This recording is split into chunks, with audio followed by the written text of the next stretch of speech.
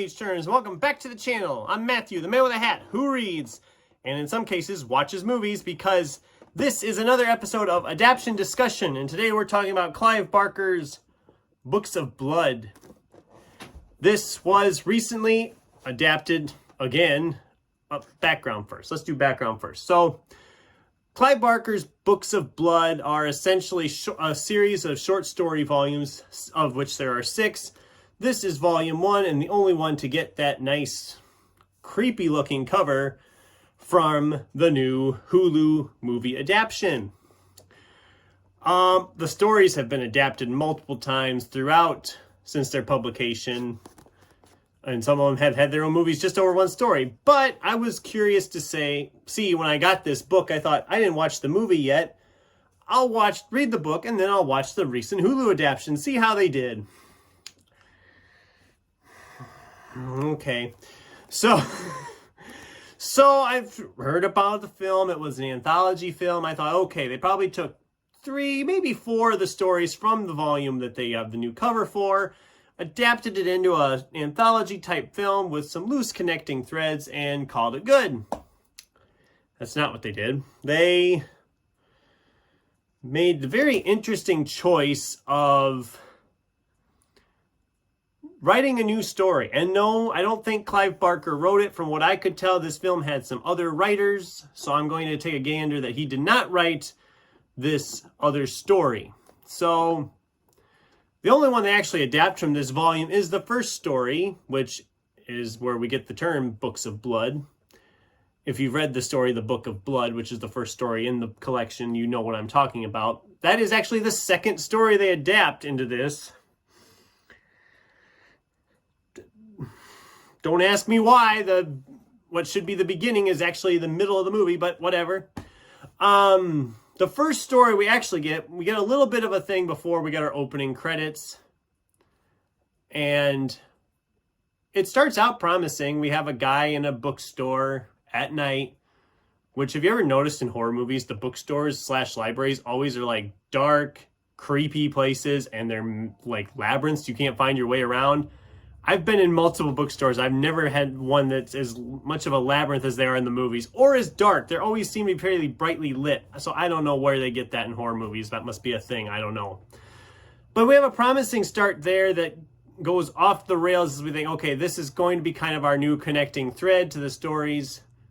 And then it does its own thing.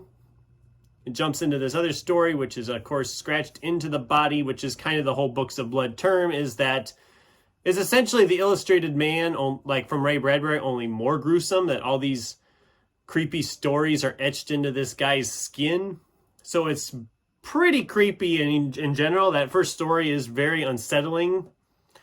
So I was hoping that from the movie. And that adaptation of it is decent. It's a decent adaptation of that story, but unfortunately you have to sit through the boring one first. And then they have a third story, which in doing research, I guess, is in a later volume of the Books of Blood. And then they were tying it in with the first story. They were trying to tie it all together. And I'm thinking, you guys had it handed to you. It was gift wrapped to you. You should have been able to make this awesome. And they just didn't do it. And it was a disappointment as an adaptation. It was a disappointment all the way around. I don't know if they were shooting for like a Goosebumps or a Scary Stories to Tell in the Dark adaptation, where they have the source material, but they're making a story about the source material by using the source material like they did with those, which those are both a lot of fun and very entertaining. So if you're looking for something like that to watch, check out either one of those two. But don't go to Hulu and waste your time with this. This was a disappointment all the way around. I was really bummed out because I loved this short story collection. That's saying something, because previously my Clive Barker experiences was with The Great and Secret Show, and I thought that was drawn out and overlong and not all that terrifying. The 6 stories in volume 1 anyway were all creepy, unsettling stories. I liked pretty much all of them, and I'm actually going to try to find some of the other volumes because I really enjoyed this, but I did not enjoy the movie, and I cannot recommend it. As an adaptation, it is a terrible adaptation. and you should stay away at all costs. So that's my brief thoughts on Books of Blood, the book, and the movie. Like I said, it's been some of the stories have been adapted multiple times, and you'd be better off trying to find some of those instead of watching this Hulu movie, because this Hulu movie is an abomination that shouldn't exist. And like I said, that first story that they tried, if they'd have wanted to write a new story for it, fine, but then they should have made it, you know, actually creepy instead of just stupid and boring. But that's my thoughts on that. What have you guys thought? Have you read Clive Barker's Books of Blood, any of the volumes? Have you seen the movie? What were your thoughts? Let me know in the comments down below.